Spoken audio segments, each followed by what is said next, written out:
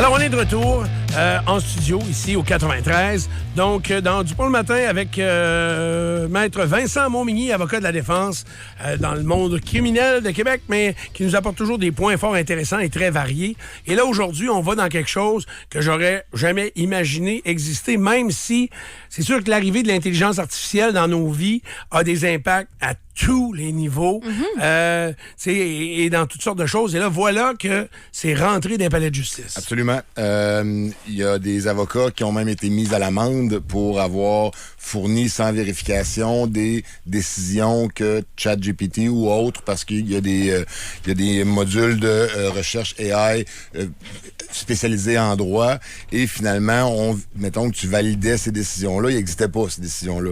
Ces décisions inventées, mais sur le coup, il y avait l'air bien crédible. Cour d'appel Ontario, telle référence. Il y en a que tout le monde connaît, ceux qui viennent de la Cour suprême, mais c'est impossible, un avocat connaît toutes les jurisprudences. Quand tu veux en plaider, tant que tu en cherches, tu vas en trouver, etc.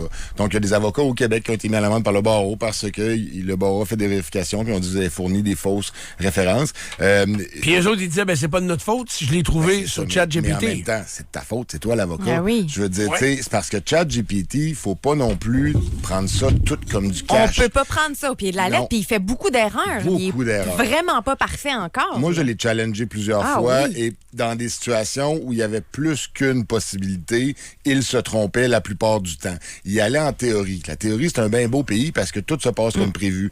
Mais en réalité, c'est pas comme ça.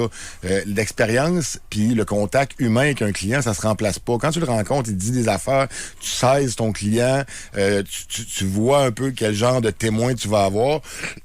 ChatGPT, ce qu'il fait, c'est qu'il donne une réponse objective, complètement objective. Sans émotion. Sans émotion, sans avoir pris en considération la situation de la personne devant lui. C'est un peu comme un médecin. Tu dis, j'ai tel symptôme. Bon, normalement, c'est dirigé vers telle maladie. Mais un vrai médecin, ça fait une vingtaine d'années qu'il fait ça, il va dire, ouais, moi, j'ai déjà vu tel symptôme, c'était l'autre maladie, puis une chance qu'on a fait les tests sur cette autre maladie-là. Fait que ça remplacera jamais l'expérience de quelqu'un, d'un professionnel, dans n'importe quelle matière. Mais des fois, pour chercher une jurisprudence, tu peux t'en servir. C'est qu'il faut qu'il aille la valider. Le bug était là. C'est ça. Puis, et moi, je l'utilise pour des tournures de phrases. Il y a des belles tournures de phrases, ChatGPT. Oui. Au lieu de tout le temps reprendre ainsi, considérant telle affaire, lui, il t'en pousse des belles tournures, là, à contrario, etc. Ça peut être pratique quand tu montes ta requête. Parce que les requêtes qu'on fait, c'est tous des modèles. Je veux dire, il n'y a rien inventé. Avant, on avait un livre de requêtes, puis là, on copiait, puis on... Avec des espaces blancs, là. Exactement, puis changeait les noms, les numéros, etc. Mais là, le barreau a vu une urgence parce que depuis le 1er avril cette année, ils ont mis en ligne une formation qui est obligatoire pour les avocats et on a jusqu'à 1er avril l'an prochain. Donc, c'est rapide. Là. D'habitude, quand ils nous demandent de faire des formations, on a au moins 2 ans pour les faire. Là, ils exigent que ça soit fait à l'intérieur de 1 an à partir de sa mise en ligne parce qu'ils voient le danger puis qu'est-ce qui va arriver avec ça. Ils veulent nous donner des repères déontologiques. C'est une formation sur l'intelligence artificielle, c'est ça? Qu'on est obligé de suivre. Je l'ai suivi hier soir pour avoir de quoi à dire un peu puis voir qu'est-ce que ça... En fait, ça te donne des repères professionnels puis des réflexes de ne pas te fier complètement à ChatGPT, mais aussi, ça remet en question qu'est-ce qui arrive avec toutes ces informations-là que je mets là-dessus? Mettons, je fais une requête pour Stéphane Dupont, moi, puis que je demande à ChatGPT de m'en faire. Là, donc, Chat sait que Stéphane Dupont a une requête à faire, donc c'est qu'il y a un problème. Jusqu'où ça se rend, cette collecte d'informations-là? Parce qu'on n'est pas dupe non plus dans la vie. Aux États-Unis, moi, je reviens de Disney World, il y avait quelque chose qui m'a flabbergasté. Ils prenaient une empreinte de rétine visuelle et une empreinte digitale. Si tu voulais rentrer dans le parc, c'était ça qu'il fallait que tu fasses. Enfants y compris. Moi, sur le coup, j'ai Peu importe l'âge. Peu importe l'âge. Mes 2 petites filles ont fallu qu'ils mettent leurs doigts. Là, je dis non. Moi, c'est non. Là. Je dis, moi, parce que pour moi, mettre une empreinte, c'est la loi sur l'identification des délinquants. Puis, je suis pas un délinquant. Mes filles, encore moins. Peut-être moi un peu, mais mes filles, pas pantoute. Fait que là... Mais là, attends un peu, là. Hey, moi, là, toi, t'as dit non. Là. Ben, là, j'ai dit non.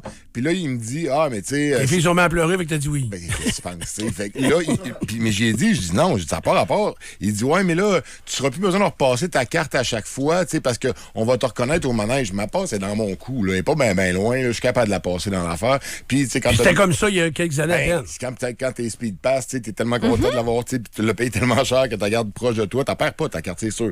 Puis, il nous disait, puis ça, je trouvais que ça faisait un petit peu plus de sens, que si jamais il y avait un kidnapping, ben, en ce sens, la personne coupable aurait été fichée à l'entrée parce que tout le monde doit mettre son empreinte.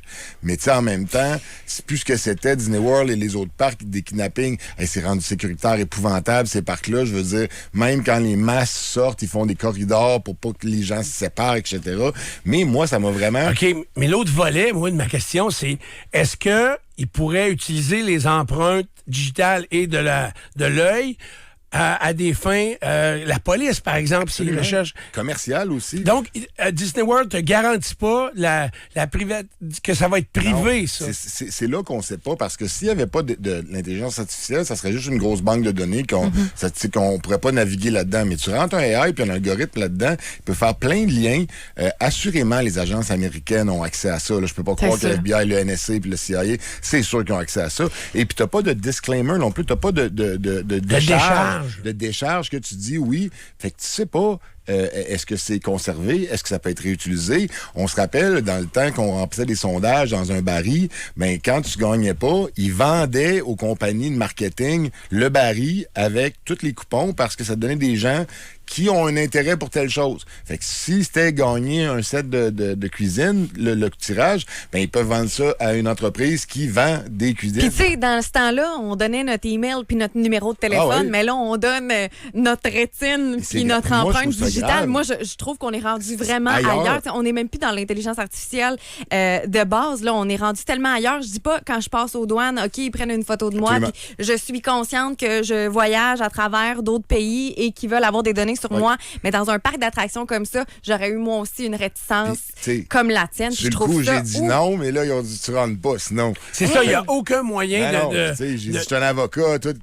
Il a dit, je m'en fous. Il a dit, I don't care. Là, mes filles me regardaient comme ça avec les grands yeux. Commande, papa. C'était le premier jour. J'ai dit, c'est beau. Tu sais, parce que quelqu'un, par exemple, qui aurait quelque chose à se reprocher ou qui a peut-être un dossier déjà, un Américain, tu sais, en Floride, s'il y a un endroit criminalisé, c'est bien là. Puis, tu sais, je veux dire, c'est normalement, être fiché, c'est une conséquence d'avoir outrepassé la loi. L'avantage d'être un bon citoyen, c'est que t'es pas fiché, justement, puis t'as pas à être fiché. Puis, tu sais, l'empreinte rétinienne, c'est grave parce qu'ils s'en servent aussi. Il y a eu des projets dans certains malls, certains centres d'achat où il y avait une banque de données qu'on ne sait pas qui vient d'où avec les empreintes rétiniennes. Et là, il est en mesure de voir qui va magasiner dans quel magasin. Fait comme par hasard, après ça, sur ton Facebook, qu'est-ce que tu reçois? Des publicités de tel magasin. On l'a tout eu, on venait d'en parler, c'est drôle, on en a parlé tantôt, puis là, j'ai ça sur mon Facebook. C'est parce que probablement en parlant, tu as googlé ou quelque chose. Tout de suite, ton AI est embarqué avec l'algorithme, puis il te propose effectivement ce que tu viens de parler il y a 2 secondes. C'est plus des hasards maintenant, c'est plus tu t'attardes sur quelque chose, plus il va t'en fournir d'autres. Puis c'est là aussi le piège, c'est qu'il te fournit tellement de stock. Tu peux te perdre dans ça. Puis tu peux t'orienter complètement dans le champ gauche parce que les différents moteurs de recherche de AI sont orientés d'une façon. Il y en a qui sont orientés plus à gauche, d'autres plus à droite. Fait que tu peux biaiser ton opinion complètement. Okay. Puis c'est typique de la génération d'aujourd'hui, mettons, des jeunes qui veulent plus faire l'exercice de à la bibliothèque, pogner un livre, le lire, trouver ta réponse, demander à ton prof ou ça. À cette heure, c'est Mais c'est surtout qu'on vient, après ça, semer un doute dans notre propre tête parce qu'on demande à Chat, mettons qu'on a fait une recherche ou mettons que toi, tu as des notions en droit, tu as la réponse dans ta tête, mais là, après, tu viens demander cette question-là à ChatGPT qui vient te donner une information complémentaire ou supplémentaire ou différente. Puis là, après ça, tu te poses la question en tant qu'individu, c'est qui a la vraie réponse? Est-ce que c'est moi ou est-ce que c'est l'intelligence artificielle? Et ça vient qu'à un moment donné, on ne sait plus déceler le vrai du faux. Absolument. Puis il n'y a pas de contrôle humain sur ça. Comme il n'y a personne qui contrôle.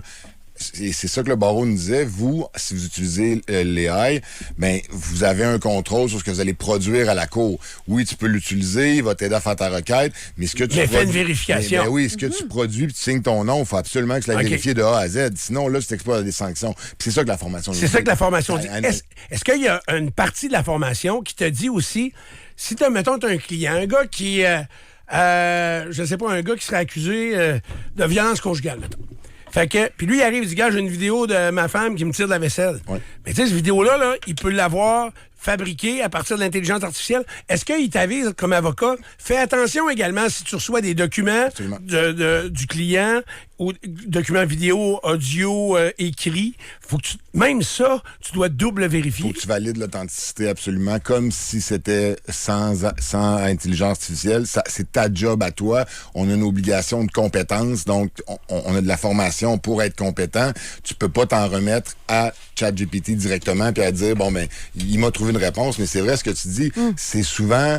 Là, tu as ta réponse, tu vas te valider là, puis là, il te valide pas, il dit l'inverse. Et moi, à un moment donné, je l'ai poussé, puis à la fin, tu sais, j'étais content, j'ai eu raison, mais ça a pris 1 heure avant qu'il concède. Puis ils appellent ça, eux autres, des hallucinations numériques, quand ils te donnent quelque chose qui est pas réel.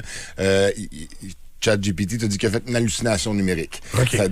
Mais Vincent... C'est bien beau, vous avez des formations puis tout ça, mais on est dans un système où on a été obligé de mettre en place l'arrêt Jordan parce qu'il y a des délais qui sont de plus en plus inacceptables. C'est beau avoir des connaissances, mais avez-vous les ressources pour commencer à tout contre-vérifier? Ça vient d'allonger chaque dossier, c'est ça que tu dis. Ouais. Ça, puis en plus, nous, on a vu, après la pandémie, c'est devenu plus informatisé, le droit. Là, ça prenait un bon coup de barre. Là, ça a bien fait la pandémie pour ça. C'est-à-dire Teams, la cour en virtuel, etc. Et il y a beaucoup d'avocats seniors qui ont lâché, rendu là, qui ont devancé leur retraite parce qu'ils n'embarquaient pas dans le Teams. Il y avait de la misère avec le nouveau format, si tu veux. La bouchée était trop grosse. La bouchée était trop grosse de partir, de faire imprimer tes emails. Moi, j'étais dans un bureau, le boss faisait imprimer ses emails par la secrétaire, puis il donnait le matin comme si c'était des messages. Des messages. Là, tu vois le genre un peu. Lui, il n'a jamais été capable de pogner le beat de Teams, etc.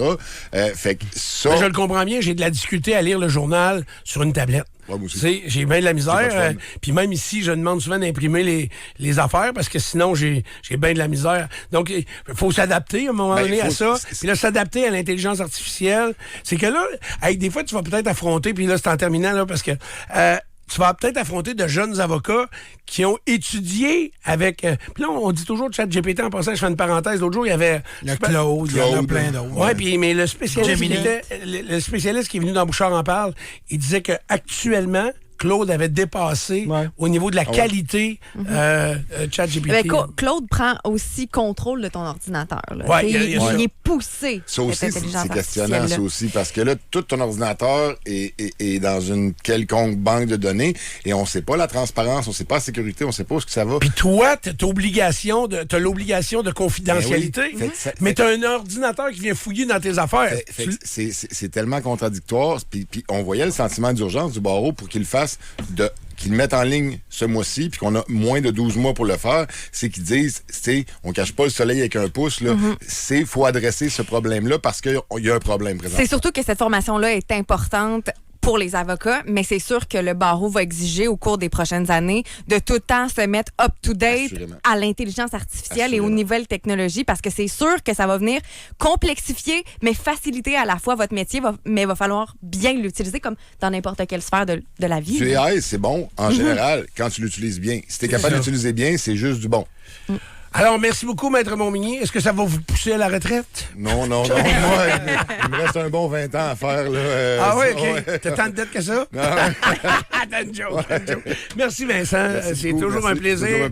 Et les auditeurs, parce qu'on a eu plusieurs activités avec les auditeurs, ils apprécient énormément ton passage ici. Ils ont quasiment envie de commettre un crime pour se faire défendre par toi. Tu vois comment t'es... Je suis bien content. T'es bien content. Bon vendeur. Merci beaucoup, tout le monde. Merci. Maître Vincent Montmigny, avocat de la défense, était notre invité.